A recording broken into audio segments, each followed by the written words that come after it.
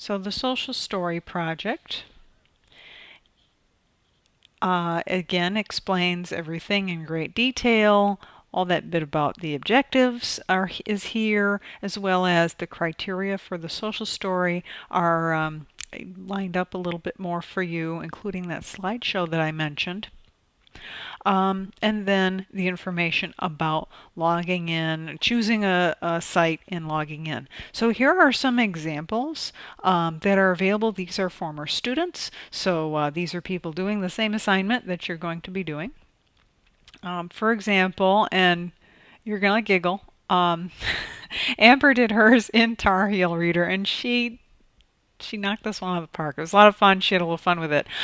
She's actually targeted this for middle school students. Apparently, this is a problem still in some middle schoolers out there.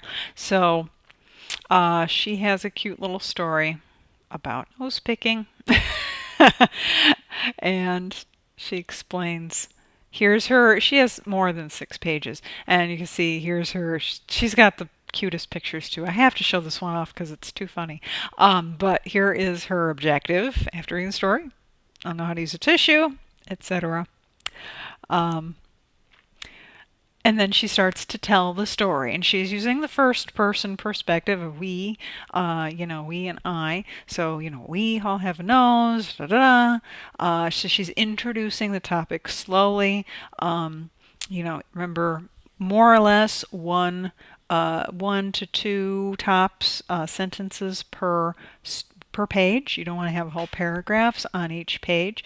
This is meant for older students, so she can use a little bit more vocabulary and higher sentence structures, and that's probably acceptable. So there we go. You're getting the message, right? And so she's modeling. She's saying things like, instead of saying, don't pick your nose, it's people might not want to sit by us if we pick our noses. So this will make us feel sad. So that's the consequence. This will make us feel sad. We don't want to do that. So what do? We need to know that boogers are good. We want them to keep in our bodies. So you give them a little bit of education while you're doing this. And why, explaining why. So you're answering that question of why. We don't do that because there's a scientific reason why and health reason why we don't do that. And here's the solution. Instead of doing that, let's do this instead so that we can stay more healthy. Right? So she's sending a very positive message. Over and over again, she uses very positive language. That way, and she's showing the pictures, the language is all showing the example of, when we have a tissue, we can do this, and gosh, we feel so much better. So she's got this nice little story, and so hers is a bit longer than many of yours might be, and I'll show you some other examples of shorter ones. She's even got a little message about making sure that it gets thrown in the trash can. Again, modeling, throw it in the trash. We wash our hands. And then people will like us better is more or less the message here. So you get the idea on this one. And again, this is Tar Heel that she has used. And Tar Heel doesn't have a ton of features. It does have this little guy up in their left-hand corner, and that will let you sign in and do those kinds of things. You can set up the speech to text, all that. Oops, I closed the whole thing. So let's see one that's a little shorter and maybe a little less funny. All of them are cute. Hopefully they're good ones. Here's an elementary one. This is Monica's. She focused on the behaviors and the excitement of going on field trips, and she used Book Builder for hers. So this is kind of a different example using Book Builder. She also had a fair number of pages, so I won't necessarily walk you through the whole thing on this one. You can look at it on your own, but to show you some details, that she's got nice pictures.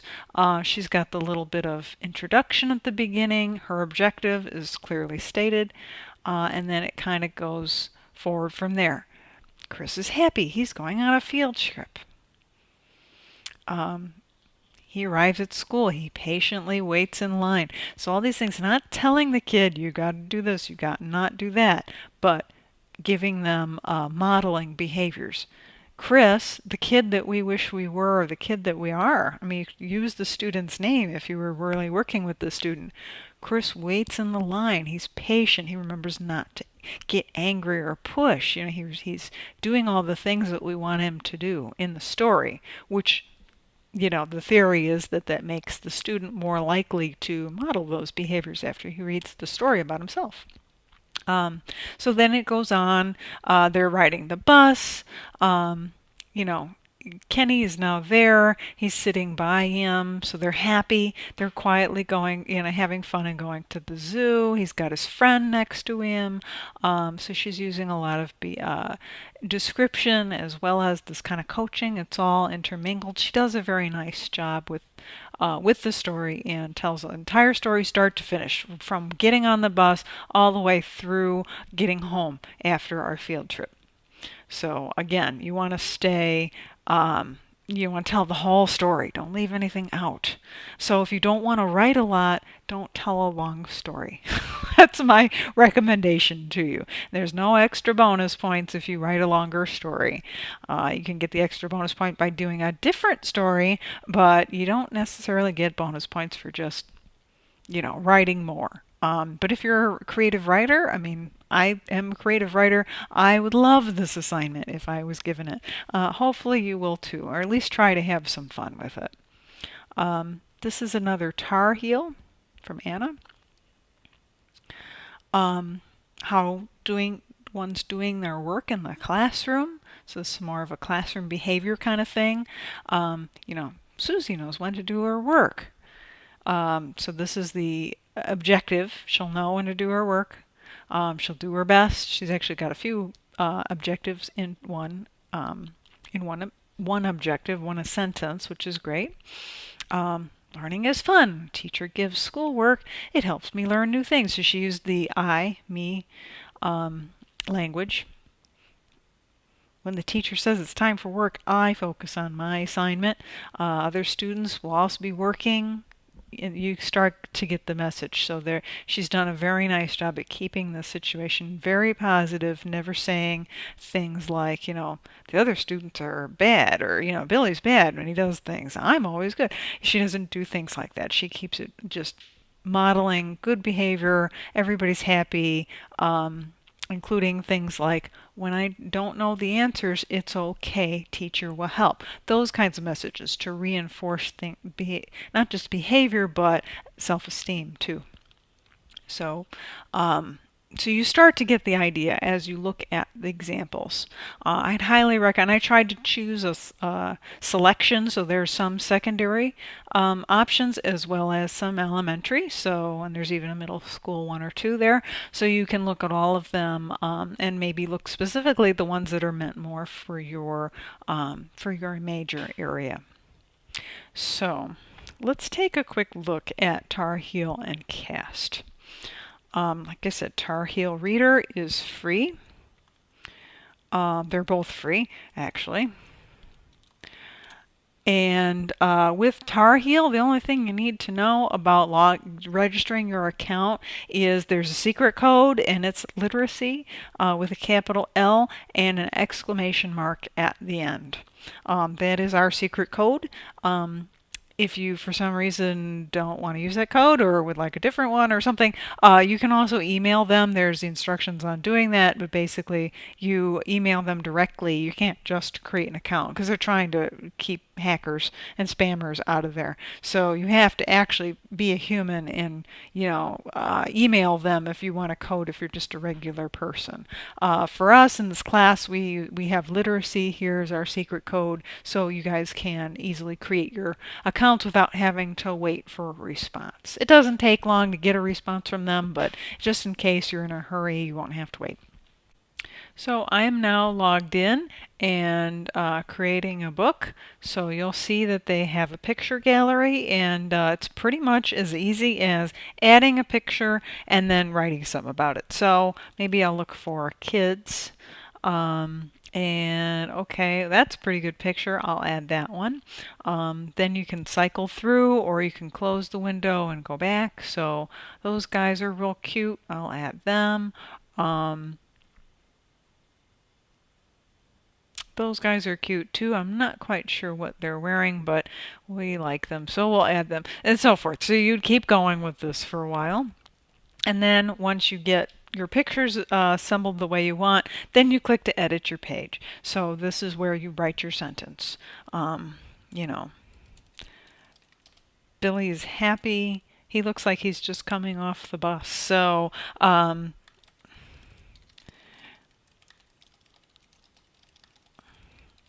not? Seems like that's what's going on. So you get the idea. So you'd hit next, and then you can see it automatically saves your progress. You edit.